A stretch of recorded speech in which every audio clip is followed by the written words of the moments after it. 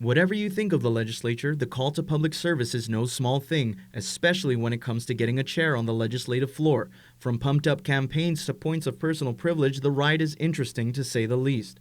As we draw closer to the 36th Guam Legislature, some members of the 35th took some time to tell us what they'll miss the most about their time as the chosen voices of the people. Well, there will be a few things that I miss the most. One is having a team to gather with every day. And, it meant so much to have a team of people who were like-minded, and we were there to do the good work for the community together.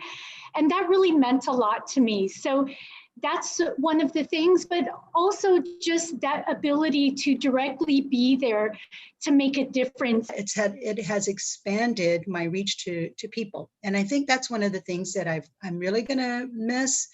Maybe creating policy as well too, that's gonna help people. But it's mostly my interaction with the public and the people, and parking spaces that you get to park close. I don't know, maybe that's it too.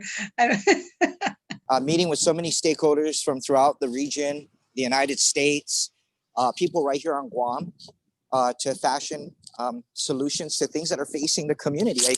That's exciting. That's something you can't typically get. The second thing, and probably the most important thing I'm going to miss personally, is the ability to meet with people as a senator. There's been a tremendous ride, and I'm so privileged. The people of Guam blessed me with a tremendous privilege to participate in that. I'm just really grateful for the opportunity to have served these last 4 years. I'm really gonna miss working with my very dedicated and hardworking team, both in my office and in our central operations staff at the legislature. There's some really incredible people that I know. I forged lifelong bonds. Between the pandemic and the hectic session schedule the past few weeks, exiting senators found some time to reflect on what they felt was their greatest contribution. I was feeling honored to work with my colleagues to be the one who put MAGA Haga into the Guam government lexicon.